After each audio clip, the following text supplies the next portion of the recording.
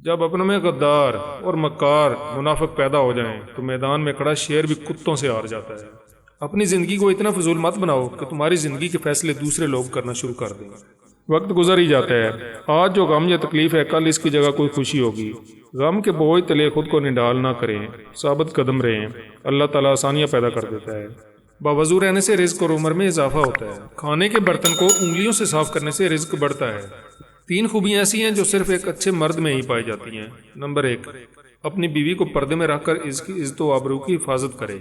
Number 2، جو اپنی بیوی کو دینداری کی تاکید کرتا ہے اور شریعت کی راہ پر چلائے اور خود بھی اس راہ پر چلے۔ نمبر 3، جو اپنی بیوی اور اہل و عیال کو رزق حلال کما کر کھلائے۔ زندگی میں سب لوگ دوست یا رشتہ دار ہی نہیں ہوتے، کچھ لوگ سبق بھی دے جاتے ہیں۔ بہترین انسان عمل سے پہچانا جاتا ہے، ورنہ اچھی باتیں تو دیواروں پر بھی لکھی ہوتی ہیں۔ اگر تمہیں ذرا سا بھی اندازہ ہو جائے کہ اللہ تعالیٰ تمہارے معاملات کیسے سیدھا کرتا ہے تو یقین مانو تمہارا دل اللہ کی محبت سے پھٹ جائے۔ انسان اتنا مضبوط ہے کہ پہاڑوں کا سینہ چیر کر رکھ دے اور اتنا کمزور کہ لہجوں اور لفظوں سے ٹوٹ جاتا ہے۔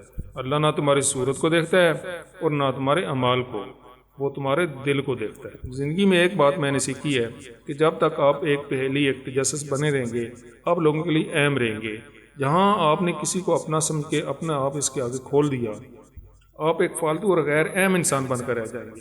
سو اپنا برم کبھی کسی کے سامنے مت کھولیے، کیونکہ بہت کم لوگ اس اپنائیت کو، اس کی اہمیت کو سمجھتے ہیں۔ صرف یہ 4 چیزیں آپ کو غریبی سے نکال سکتی ہیں۔ نمبر 1، قائلی چھوڑ دیں۔ نمبر 2، لاپرواہی چھوڑ دیں۔ نمبر 3، محنت کریں۔ نمبر 4، اور مشکل حالات میں کام کرنا سیکھیں۔